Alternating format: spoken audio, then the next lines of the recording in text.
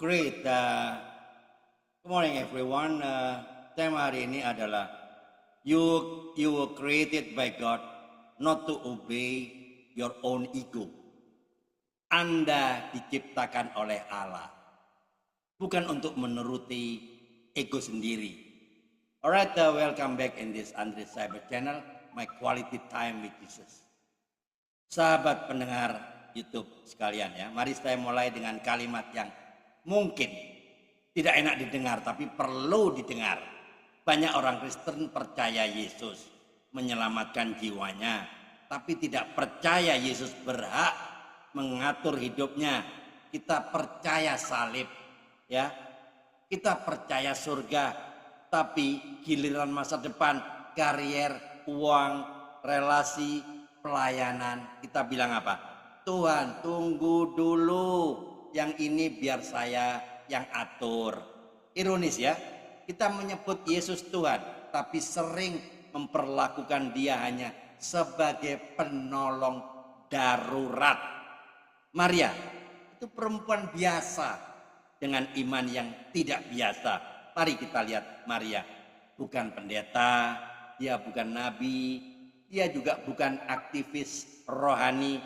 Maria hanyalah seorang gadis desa miskin pula ya, tidak terkenal, tidak punya pengaruh, tapi Allah memilih dia ya. Kenapa dia memilih dia? Kenapa? Bukan karena Maria paling pintar, enggak, bukan karena Maria paling suci, tapi karena Maria bersedia tunduk ketika malaikat menyampaikan rencana Allah, rencana yang bisa menghancurkan reputasinya, membuatnya bisa dikucilkan, membuatnya bahkan bisa membuat dia dirajam. Menurut hukum Yahudi kan, dirajam sampai mati. Ya enggak? Tapi Maria tidak berkata, Tuhan izinkan aku diskusi dulu. Enggak loh, Maria tidak berkata itu.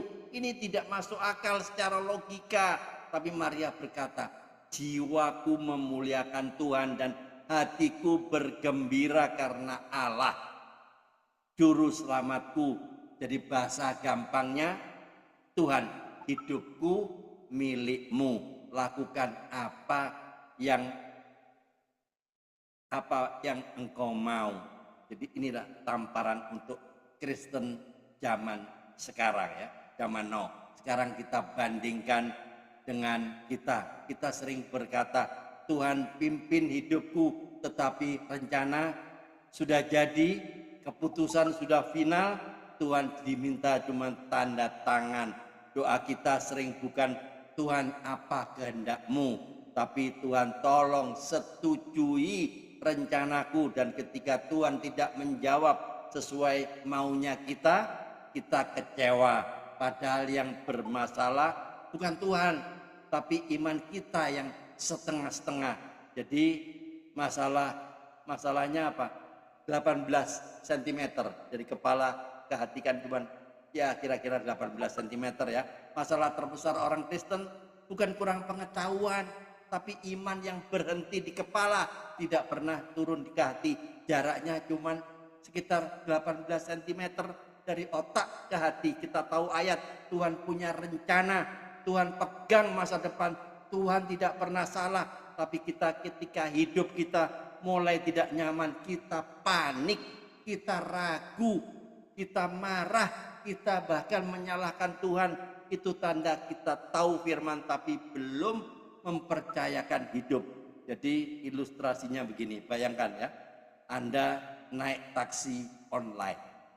Sopirnya bilang, Pak, saya yang nyetir ya. Lalu Anda jawab apa? Iya, tapi belok kiri ya. Jangan kiri, gasnya pelan. Jangan lewat situ, saya tahu jalan lebih cepat. Pertanyaannya, siapa sebenarnya yang mengemudi? Siapa yang sebenarnya mengemudi? Banyak orang Kristen memperlakukan Tuhan seperti itu.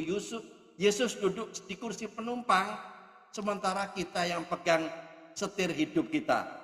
Jadi teman-teman, Petrus juga mengaku, engkau Mesias, anak Allah yang hidup. Dan ketika Yesus bicara soal salib, Petrus menegur Yesus kan, Tuhan itu tidak boleh terjadi. Yesus menjawab dengan keras, enyahlah iblis. Wow. Petrus dibilang iblis loh ya. Enyahlah iblis. Kenapa sekeras itu? Karena iman tanpa penyerahan total adalah iman yang palsu. Kalimat pedas tapi menyembuhkan. Mari saya katakan dengan jujur ya. Jika Tuhan tidak boleh mengganggu rencana hidup Anda, mungkin Dia belum benar-benar Tuhan dalam hidup Anda. Jika iman Anda hanya bekerja saat hidup nyaman, itu bukan iman. Itu asuransi rohani, spiritual insurance ya. Dunia ini bukan tujuan akhir.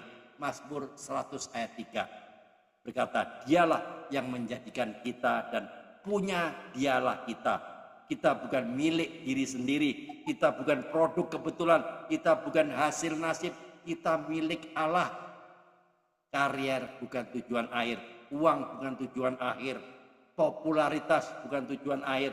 Semuanya hanyalah alat untuk memuliakan Dia. Jadi teman-teman, perhatikan saya ke depan ya. If God is not Lord at all, He is not Lord at all. Ya, saya ulang lagi. If God is not Lord of all, He is not Lord at all.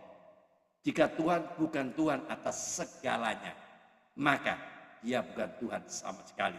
Pertanyaan yang harus dijawab dengan jujur ya. Mari kita renungkan pertanyaannya. 1. Apakah Tuhan memimpin hidup Anda atau Anda hanya memakai nama Tuhan untuk membenarkan keputusan Anda? 2. Apakah Anda mencari kehendaknya atau hanya mencari berkatnya? Nah ya, dengar baik-baik, perhatikan. Faith is not believing that God can, but trusting that God knows best. Iman bukan sekedar percaya Tuhan sanggup, tapi percaya Tuhan paling tahu yang terbaik. Ya, teman-teman, jadi closing statementnya, Anda tidak diciptakan untuk membesarkan nama Anda sendiri. Anda tidak diciptakan untuk sekedar nyaman. Anda tidak diciptakan untuk hidup aman tanpa risiko iman. Anda diciptakan oleh Allah dan untuk Allah, dan hidup yang paling penuh makna, bukan hidup yang semua rencananya berjalan mulus, tapi hidup yang sepenuhnya berada di tangan Tuhan. Itu, mari kita tunduk kepala, kita berdoa.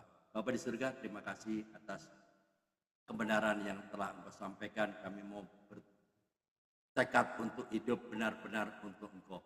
Terima kasih, beri kami kekuatan, beri kami ketabahan untuk menghadapi gangguan-gangguan dari luar. Terima kasih Tuhan. Dalam nama Tuhan Yesus Kristus kami berdoa dan mengucap syukur. Amin. Alright teman-teman, keep on fire, keep on moving. Jika video ini memberkati Anda, silakan dibagikan kepada teman-teman yang lain, di-share kepada komunitas-komunitas lain agar mereka banyak orang yang bertobat dan hanya Allah satu-satunya Tuhan yang benar. Tiada hari tanpa saksi tentang Kristus, tiada hari tanpa memenangkan jiwa. Ayo mikir, Tuhan Yesus memberkati. Amin.